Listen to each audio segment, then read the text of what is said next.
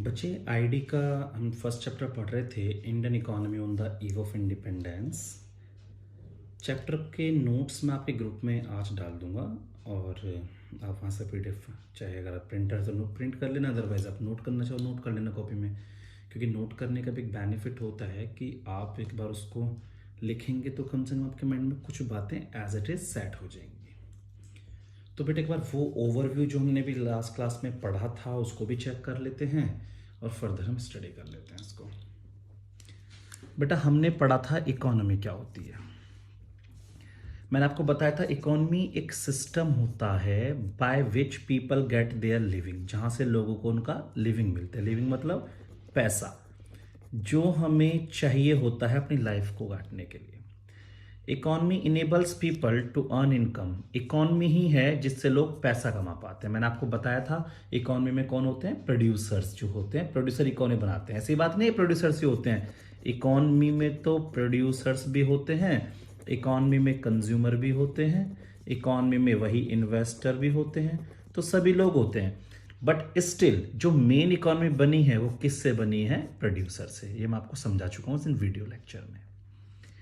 फिर बच्चे मैंने बैकवर्ड इकोनॉमी की आपसे बात की थी, मैंने समझाया भी था। मैंने कहा था backward economy is one where the main occupation is farming, जहां पर खेती ही मेन ऑक्यूपेशन है। प्रीडोमिनेंस ऑफ फार्मिंग, इसका मतलब क्या है, खेती पर ज्यादा बल, दैट मीन्स ज्यादा ध्यान इनका खेती पर ही रहता था। It is source of subsistence, बेटा सब्सिस्टेंस का मतलब जीवन यापन। जैसे मैंने कहा था ना कि जैसे कोई मंदिर का पुजारी होता है वो बस ये सोचता है कि उसकी जिंदगी कट जाए, अपना आराम से 2 टाइम का उसे इतना मंदिर में दान आ जाए, खाना पीना मिल जाए उसको, तो उसे बोलते हैं subsistence rather than profit maximisation. तो जो हमारे बैकवर्ड इकोनॉमीज हैं उन्हें प्रॉफिट मोटिव नहीं होता, उनका बस ये कि उनकी लाइफ कटती रहे। बेटा quality of life and living standard are low, ये तो आप जानते ही हैं। भाई किसान हमारे जैसे कपड़े तो नहीं पहनते जैसे हम रोज हम बन ठन के घूमते फिरते हैं, ऐसा तो किसान नहीं रहता, क्योंकि किसान को तो खेत पे जाके काम करना होता है। तो उनके यहाँ पर जो क्वालिटी ऑफ लाइफ है और जो उनका लिविंग स्टैंडर्ड है वो थोड़ा लो होता है। उन्हें देख के आप कभी जज नहीं कर पाएंगे कि उनके पास कितनी प्रॉपर्टी है। और absolute poverty is widely spread in such economy. मैंने आपको 2 तरह की इकोनॉमी बताई थी, एक एब्सोल्यूट पॉवर्टी और दूसरी क्या थी बच्चे, रिलेटिव पॉवर्टी। तो एब्सोल्यूट पॉवर्टी क्या था, जो वास्तव में गरीब है। एब्सोल्यूट पॉवर्टी होती है जो बीपीएल होते हैं, जो गरीबी रेखा से नीचे आते हैं। आगे एक चैप्टर पाएगा पॉवर्टी नाम का, उसमें डिस्कस करेंगे इन बातों को। और बेटा एक होते हैं रिलेटिव पॉवर्टी, जो किसी के कंपैरिजन में आके गरीबी आ जाती है, होते रिलेटिव पॉवर्टी। तो आपको बैकवर्ड इकोनॉमी समझ में आती है बच्चा। अब बेटा नेक्स्ट है डेवलप इकोनॉमी, डेवलपिंग इकोनॉमी। अब देखो नाम ही डेवलपिंग है, जैसे इंडिया को बोलते हैं इंडिया एक डेवलपिंग कंट्री है। तो low quality of life and absolute poverty is found, ये तो होता है यहां पर। But such economy goes on growth in terms of per capita income, लेकिन इनकी थोड़ी बहुत इनकम बढ़ने लगती है। दूसरी बात, transformation of agriculture sector into industrial sector, एक थोड़ा सा ट्रांसफॉर्म, मतलब ट्रांसफॉर्म समझते हैं ना आप, जो पहले खेती में लगे हुए थे जॉब वगैरह में जाने लगे, आजकल इंडस्ट्रीज डेवलप हो चुकी हैं, तो आजकल मैन्युफैक्चरिंग यूनिट हमारे देश में बन चुकी हैं। तो एग्रीकल्चर सेक्टर से इनका मूवमेंट थोड़ा इंडस्ट्रियल सेक्टर की तरफ होने लगता है। क्लियर है बच्चे, सेकंड इकोनॉमी। तो ये क्या थी हमारी डेवलपिंग इकोनॉमी। अब बेटा हमारी थर्ड इकोनॉमी कौन सी आती है, थर्ड इकोनॉमी आती है हमारी स्टैग्नेंट इकोनॉमी। तो स्टैग्नेंट इकोनॉमी कैसी है बेटा, स्टैग्नेंट इकोनॉमी क्या है, a stagnant economy is one which is suffering with slow economic growth. मैंने आपको ये भी पढ़ाया था, ऐसी इकोनॉमी जहां पर बहुत लंबे समय से इकोनॉमिक ग्रोथ बहुत कम है, मतलब धीरे धीरे कछुए की तरह जो ग्रो करती हैं वो होती हैं स्टैग्नेंट इकोनॉमी। इन वाइब्रेट इकोनॉमी क्या है, जिनका प्रोडक्शन मार्केट ओरिएंटेड है। ये बात मैं आपको पहले ही बता चुका हूं। मार्केट ओरिएंटेड का मतलब क्या है कि ये वो सामान बना देती हैं जिसकी वास्तव में जरूरत होती है। देखो एक बात बताओ, ऐसे गुटखा बनाने का क्या फायदा जिसकी मार्केट में डिमांड ना हो। अब अगर आप, अब देखो आपने कल गवर्नमेंट ने क्या किया, वाइन ओपन कर दी, दारू शराब की दुकानें खोल दी, तो कितनी जबरदस्त भीड़ हो गई। अगर इसकी जगह गवर्नमेंट कहती भाई बैट बॉल की दुकान खोल जाए मार्केट में, आपकी बस बैट बॉल वाली शॉप खोलेंगे, तो क्या बैट बॉल की दुकान पे इतनी भीड़ होती, बेटा बिल्कुल भी नहीं होती वो भीड़। तो मतलब ऐसा सामान बनाओ ना जो मार्केट ओरिएंटेड है, जिसकी बाजार में डिमांड है। दूसरा, profit motive is the main motive of production भैया। वाइब्रेंट इकोनॉमी में यूएस से इसका बेस्ट एग्जांपल आता है। ये केवल प्रॉफिट के लिए काम करते हैं। Kind of you can see just कि ये एक तरह की प्राइवेट इकोनॉमी या मार्केट इकोनॉमी जो मैंने आपको समझाई थी अलग से लिखवा के।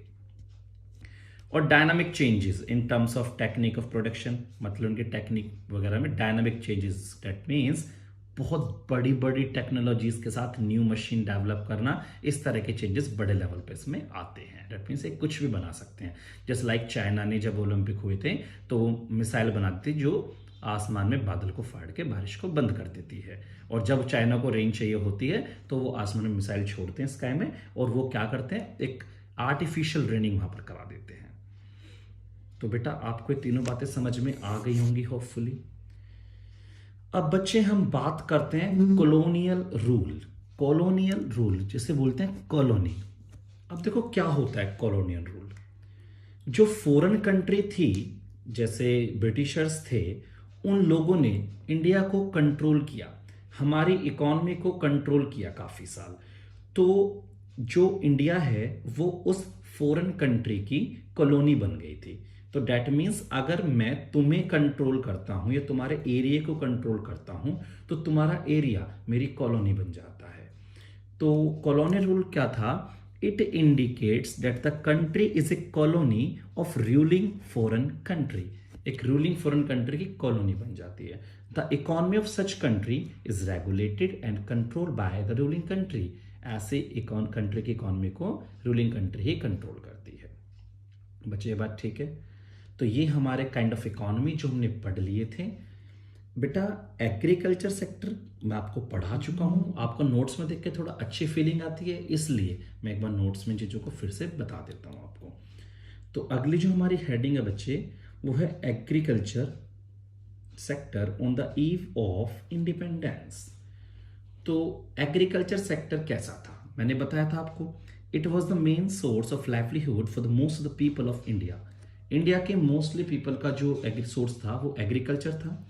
And about 85% of total population lived mostly in villages and they were dependent on the agriculture sector. Independence के टाइम पर नियर अबाउट 85% ऑफ पॉपुलेशन जो थी वो गांव में रहा करती थी, और वो मोस्टली जो डिपेंडेंट थे वो एग्रीकल्चर सेक्टर पर ही डिपेंड थे। And if we talk about the second point, low level of productivity, it means there was a large area under cultivation. As I told you in the video lecture, there was large area under cultivation, but the output was very low.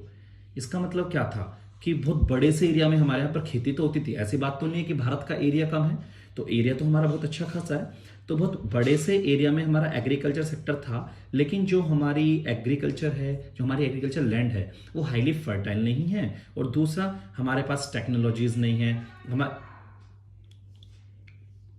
हाँ जी, तो उसके पीछे क्या reason था कि हमारी agriculture land highly fertile नहीं है, और दूसरा जो हमारे पास लेवल ऑफ टेक्नोलॉजी है, हमारे पास जो सीड्स थे वो नहीं थे। अभी बाद में क्या हुआ था, आपको सुनोगे ग्रीन रेवोल्यूशन के बारे में आपने सुना था। जब ग्रीन रेवोल्यूशन आया था तो इंडिया में HYV सीड्स आ गए थे, अच्छी टेक्नोलॉजी वाले सीड्स थे, इनमें हाई यील्डिंग वैरायटी बोलते हैं इनको।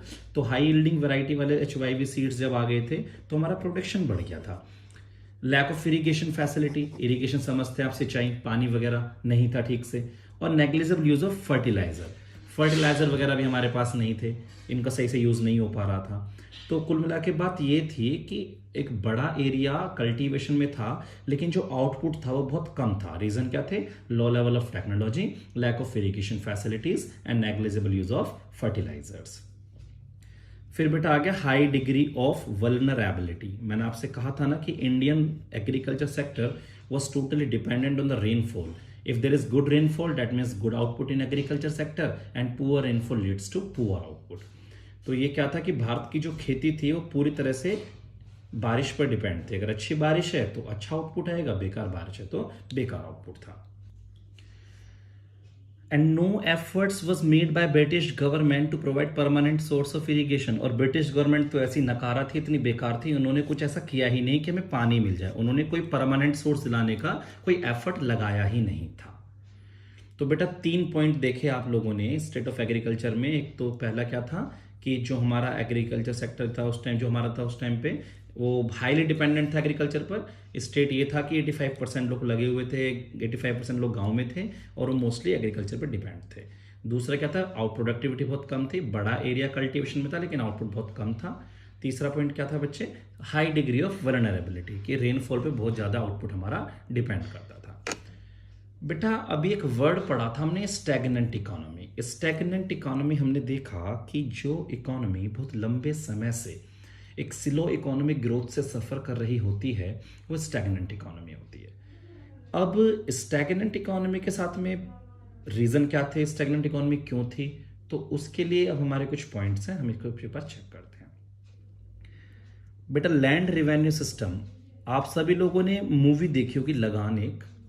तो लैंड रेवेन्यू सिस्टम में क्या था कि जो ब्रिटिश गवर्नमेंट थी उन लोगों ने जमींदारों को अपने अपॉइंट किया था। भाई जमींदार लोग थे जो जाते थे लोगों के पास, जो किसानों के पास जाते थे और कहते थे भाई लगान दे दो। उन बंदों को ब्रिटिश गवर्नमेंट के पास तो एक फिक्स अमाउंट जमा करना होता था, लेकिन they were free to charge any amount from the tiller of the soil. लेकिन उन्हें पूरी आज़ादी थी कि किसानों से भाई कितना भी वसूल लो। बस सरकार ने ऐसे बोला हुआ था भाई हमें इतना पैसा चाहिए, हमारा फिक्स रेंट ये है, उसके बाद आपका जो मन करे आप उनसे वसूल सकते हो। तो इस तरह से क्या होता था, जो एग्रीकल्चर सेक्टर का जो टोटल प्रॉफिट था वो जमींदार के हाथ में चला जाता था, किसानों के पास कुछ बचता नहीं था। तो वास्तव में मालिक कौन हुआ इस तरह से, जमींदार ही परमानेंट ऑनर रिकॉग्नाइज हुए। तो क्या था, according to this system the zamindar were recognised as the permanent owner of the soil. The profit accruing out of agriculture sector went to the zamindars. तो जो भी प्रॉफिट होता जमींदार को मिलता था इंस्टेड ऑफ कल्टीवेटर्स, जो भूमि का जो काम करते थे उनको नहीं मिलता था। However, zamindars and colonial government did nothing to improve the condition of agriculture. हालांकि ना तो जमींदारों ने और ना कॉलोनियल गवर्नमेंट ने, इन्होंने किसी ने भी कुछ भी नहीं किया था एग्रीकल्चर सेक्टर को इंप्रूव करने के लिए। जमींदार were to pay a fix sum to the government, जो मैं कह रहा था अभी आपसे कि जमींदारों को गवर्नमेंट को एक फिक्स सम देना होता था, but they were free to receive any amount from the tillers. लेकिन वो टिलर से कुछ भी पैसा वसूल सकते थे, उनके ऊपर किसी भी तरह का कोई रेस्ट्रिक्शन नहीं था। This was the first point, land revenue system. The second one is commercialisation of agriculture, खेती का व्यवसायीकरण। दैट मीन्स एग्रीकल्चर को कमर्शलाइज कर दिया। कैसे? अंग्रेज कहते थे भाई तुम कैश क्रॉप क्यों प्रोड्यूस नहीं करते, फूड क्रॉप को क्यों करते हो। भाई हमारे जो इंडियंस थे वो ऐसी फसल लगाते थे, ऐसी क्रॉप्स लगाते थे जो सेल्फ कंजम्पशन में, खाने पीने में, जैसे गेहूं लगा लिया खुद भी खाएंगे, लोगों को भी बेच देंगे, तो इस तरह की फसल जनरली लगाते थे। लेकिन अंग्रेज बड़े तेज थे, उन्होंने क्या किया, इंडिया के लोगों को बताया भाई तुम अच्छा खासा प्रॉफिट भी कमा सकते हो इसे बेच के, तुम एक काम क्यों नहीं करते, तुम इंडिगो आप जानते होंगे, नील को बोलते हैं इंग्लिश में, इंडिगो की खेती या फिर ओपियम, अफीम, इस तरह की खेती क्यों नहीं करते हो, इस तरह की खेती तुम्हें अच्छा पैसा दे देंगी। तो हुआ क्या था, तो कमर्शियलाइजेशन ऑफ एग्रीकल्चर में क्या था, it means production of crop for sale in the market rather than self consumption, कि भाई वो फसल लगाओ जो बाजार में बेची जा सके, सेल्फ कंजम्पशन की जगह। तो during the British rule farmer were given higher price for producing cash crops like cotton, jute, indigo जो मैंने बताया अभी, तो उन्हें ज्यादा पैसे दिए जाते थे इसके। और ये जो चीजें थी and these are used as a raw material for British industries, और ब्रिटिश इंडस्ट्रीज इनको कच्चे माल की तरह अपने यहाँ पर यूज करती थी, और बाद में होता क्या था, महंगा लाके इंडिया में बेच दिया करते थे। वो बातें पढ़ेंगे आगे हम। तो they the promoted shifting of crops from food to cash crop, ये दे कर लेना बेटा, they promoted shifting of crops from food to cash crops, उन्होंने इस तरह से प्रमोट कर दिया। अब बच्चे एडवर्स इफेक्ट ऑफ पार्टीशन, जब इंडिपेंडेंस पर हमारा पार्टीशन हुआ था तो एग्रीकल्चर सेक्टर को एक बड़ा धक्का लगा था। Agriculture sector received a further setback due to countries partition. Reason क्या थे, a big portion of the land which was highly irrigated and fertile, एक बहुत अच्छा जमीन का टुकड़ा जो अच्छा फर्टाइल था वो तो पाकिस्तान में चला गया, और एक हमारा बहुत बड़ा जूट प्रोड्यूसिंग एरिया था वो पूरा का पूरा ईस्ट ऑफ पाकिस्तान में चला गया, जो बांग्लादेश में पहुंच चुका है, क्योंकि वहां भी बंटवारा हो गया था तो वो बांग्लादेश में पहुंच चुका है। तो एडवर्स इफेक्ट ऑफ पार्टीशन भी आपको समझ में आ गया होगा कि पार्टीशन पे एक हमारा बड़ा प्रोड्यूसिंग एरिया जो है, अच्छी खासी लैंड थी, हाईली फर्टाइल थी, वो कहां चली गई, पाकिस्तान में चली गई, और पूरा jute producing area east of Pakistan जो बांग्लादेश में, वहां चला गया। नेक्स्ट पॉइंट है बच्चे, हाँ जी, स्कार्सिटी ऑफ इन्वेस्टमेंट में क्या है, the level of investment in agriculture sector was very low. Lack of investment in terracing, flood control and drainage challenged this sector and output. Challenged this sector and output. भाई terracing के लिए पैसा नहीं है, बाढ़ के लिए कंट्रोल करने के लिए पैसा नहीं है, ड्रेनेज की हमारे यहाँ इशू है, तो इससे इस एग्रीकल्चर सेक्टर पे और आउटपुट पे बहुत फर्क पड़ा है. However some farmer shifted from food crops to cash crop. कुछ फार्मर तो कैश क्रॉप की तरफ गए थे, but a large sector had nothing to invest in agriculture. लेकिन बहुत बड़े सेक्टर के पास कुछ भी नहीं था इन्वेस्ट करने के लिए. बेटा नेक्स्ट है लो प्रोडक्टिविटी. आप सेम वही लिख देंगे जो अभी पीछे पढ़ा था आपने. तो ये था हमारा causes of stagnation, one of the important question. ये अच्छा क्वेश्चन है, एग्जाम में पूछा जा सकता है. अब हम बात करते हैं industrial sector on the eve of independence. Independence के टाइम पर हमारी इंडस्ट्री की क्या हिसाब किताब. तो देखो आपको पता होगा जो इंडियन हैंडीक्राफ्ट इंडस्ट्री है वो बहुत पहले से फेमस है. तो शुरू से ही हमारे यहाँ पर हस्तलिपि, ये जो हमारे यहाँ चीज़ें बनती थी, ये पहले से बहुत ज़्यादा फेमस रही हैं.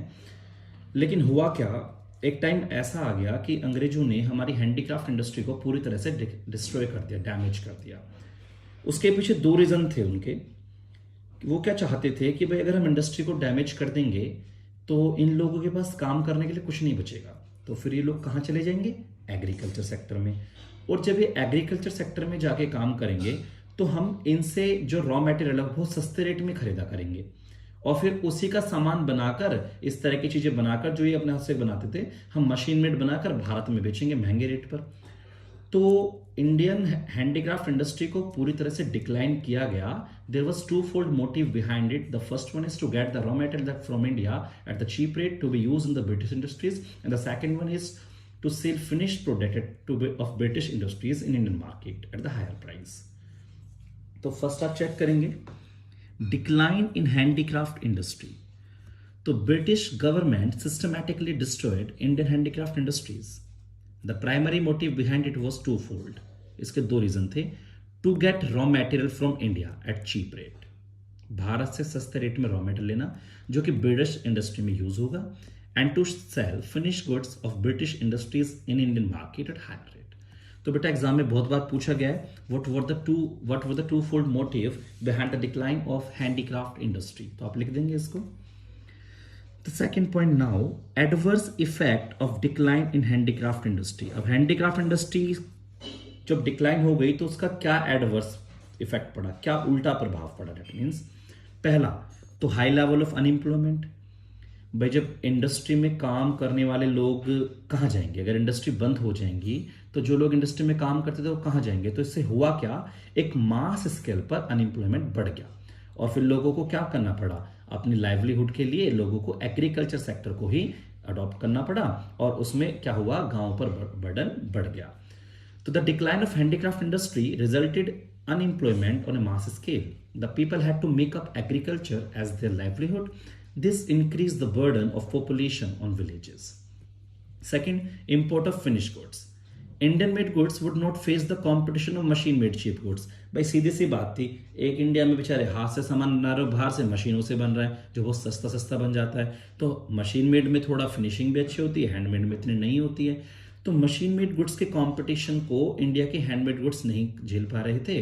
तो उससे हुआ क्या, it encourage the import of manufacture goods. हम लोगों ने बाहर से इंपोर्ट करना शुरू कर दिया. लो कंट्रीब्यूशन ऑफ जीडीपी. अब एक सीधी सी बात है, जब इंडस्ट्रियल सेक्टर डैमेज हो जाएगा तो उसका जीडीपी में कंट्रीब्यूशन भी कहां से रह जाएगा. तो the growth rate of new industrial sector and its contribution to GDP remained very small. दूसरा, limited role of private public sector. Public sector आप समझते हैं क्या होता है, जिससे गवर्नमेंट कंट्रोल करती है, जिसके 51% शेयरिंग गवर्नमेंट के हाथ में होती है. जैसे एनटीपीसी का नाम सुना होगा आपने, national thermal power corporation. BHEL सुना होगा, भेल बोलते हैं. तो इस तरह की कुछ ऑर्गेनाइजेशन है, तो ये सब एचपी हैं, ये सब क्या पब्लिक कंपनीज हैं, पब्लिक सेक्टर है. तो पब्लिक सेक्टर जो होते हैं वो गवर्नमेंट कंट्रोल करती है. तो इंडिपेंडेंस के टाइम पर गवर्नमेंट अपना रूल नहीं समझ पाती थी. हमारे यहाँ पर जब इकोनॉमिक रिफॉर्म्स हुए थे तो वो 1991 में हुए थे. तो 1991 में गवर्नमेंट ने आके जब देख लिया कि भाई हमारे बस की कुछ नहीं है, तो गवर्नमेंट ने प्राइवेटाइजेशन, ग्लोबलाइजेशन और लिबरलाइजेशन, 3 पॉलिसीज को यूज किया था जो हम फर्दर आगे चैप्टर्स में पढ़ेंगे. लेकिन इंडिपेंडेंस के टाइम पर गवर्नमेंट समझती थी बस हमारे दो ही काम है, रेलवेज और पावर जनरेशन। तो public sector was operating a very limited area, this was confined, केवल लिमिटेड था कहां तक, रेलवे और पावर जनरेशन, वो अपनी जिम्मेदारी नहीं समझता था।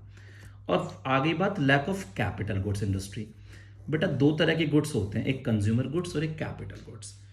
कंज्यूमर गुड्स में जैसे हमारे ब्रेड वगैरह होते हैं, डायरेक्टली सेटिस्फाई करते हैं। कैपिटल गुड्स में हमारे क्या होती है, मशीन वगैरह होती हैं जो फर्दर मशीनें बनाएंगी या फर्दर गुड्स बनाएंगी। अब एक बात बताओ, कैपिटल गुड्स इंडस्ट्री कैसी होती है, जो कैपिटल गुड्स बनाती हैं। मतलब अगर एक इंडस्ट्री मशीन बना रही है तो उसका नाम हम कैपिटल गुड्स इंडस्ट्री बोलेंगे। जब कैपिटल गुड्स इंडस्ट्री किसी कंट्री में ज़्यादा होंगी, अगर मतलब मशीन बनाने वाली इंडस्ट्री ज़्यादा होंगी, तो उन मशीन को भी कोई खरीदेगा। तो मशीन को कौन खरीदेगा, इंडस्ट्री। तो इसका मतलब क्या है, फर्दर इंडस्ट्रियलाइजेशन भी होगा। तो इंडिया में उस टाइम पर कैपिटल गुड्स इंडस्ट्री थी ही नहीं, तो बहुत कम इंडस्ट्रीज थी, जिसके चक्कर में क्या था, इंडस्ट्रियलाइजेशन हो ही नहीं पा रहा था। तो capital goods industries produces those goods which are used to produce further article like machine, tools etcetera. So during the British rule, there was hardly any capital goods industry to promote further industrialization, and British ruler did not pay attention in this regard. और British rulers ने इस regard में कोई attention नहीं दिया, उन्होंने खास कुछ इसमें रोल नहीं प्ले किया। एक क्वेश्चन आता है बेटा बार बार कि was there any positive contribution made by Britishers in India. क्या ब्रिटिशर्स ने भारत में कुछ पॉजिटिव कॉन्ट्रीब्यूशन किए थे। देखो अलग अलग बुक में कुछ अलग अलग बातें लिखी हैं, लेकिन जनरली जो आप समझने वाली बातें उन पर ध्यान देंगे।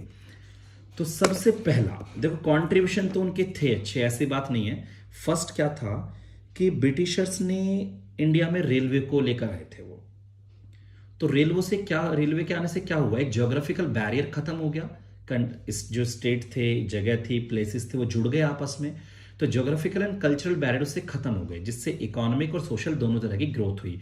गुड्स, जैसे मालगाड़ी आप जानते होंगे, गुड्स इजीली मूव कर सकते हैं। तो spread of railways and roadways help break geographical and cultural barrier which caused economic and social growth. सबसे पहला था रेलवे का आना। दूसरा, आप लोगों ने सुना होगा जब पैसा नहीं था तो बार्टर सिस्टम हुआ करता था। तो बार्टर सिस्टम में क्या था बच्चे, बार्टर सिस्टम में होता क्या था कि सामान को सामान से बदला जाता था। लेकिन बड़ी दिक्कतें होती होंगी उस टाइम पर ऐसी कंडीशन में। तो भाई अगर एक बंदे को चावल चाहिए और एक को गेहूं चाहिए, तो चावल वाला गेहूं वाले को ढूंढ के लाएगा, भाई ऐसा कौन है किसको क्या चाहिए।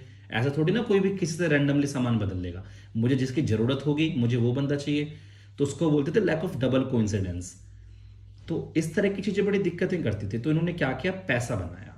जो मॉनेटरी सिस्टम आया था वो अंग्रेज ही लेकर आए थे। तो there was a significant transition from barter system to monetary system of exchange which facilitated exchange transactions, जिससे आदान प्रदान, अदलना बदलना आसान हो गया। दूसरा बेटा, एडमिन तो आज की डेट में आप वर्ड जानते होंगे, एडमिनिस्ट्रेशन। तो वास्तव में तो शासन करना उन्होंने ही सिखाया था, कैसे शासन किया जाता है, उसके बाद ही एडमिन बने हैं। तो they left N efficient system of administration, उन्होंने एडमिनिस्ट्रेशन का एक एफिशिएंट सिस्टम इंडिया में लीव किया। एक और है, उन्होंने क्या लोगों को ये नहीं सिखाया कि भाई आप पैसा कमाओ एग्रीकल्चर से। उन्होंने थोड़ी ना कहा था कि एग्रीकल्चर को आप सब्सिस्टेंस समझो, इससे कुछ भी नहीं मिलेगा आपको, बस आप जीते रहो। अगर आप एग्रीकल्चर सही तरीके से करते तो you can earn much better amount from there. If you are producing opium, if you're producing jute, if you're producing any other things which are known as the cash crops, then you can earn a much better amount there. तो commercialisation of agriculture sector ने help किया लोगों को।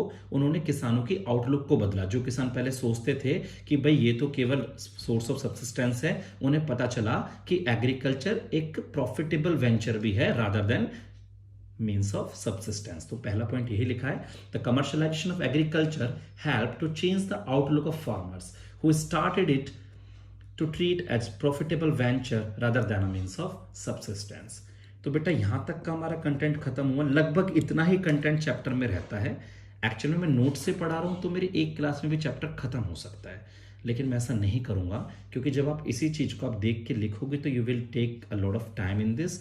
और ध्यान रखना, economics में development section जो है वो कंप्लीटली आपको याद करने से लेकर जुड़ा हुआ है। तो इसे जैसे ही आप राइट करेंगे तो हैंड टू हैंड आप इसके कॉन्सेप्ट को क्लियर करेंगे और मन में सेट करें, क्योंकि बुरी तरह से रटना नहीं है। अगर कॉन्सेप्ट क्लियर होगा तो will be able to run the exams, because we have to give answer in our own language. What we need to make, just we have to make our concept clear, and we should know that what has happened actually in ancient time and what is going on in today's age actual में। तो उसको check करना, उसके बाद हम next video upload करेंगे, then फिर देखते हैं उसको।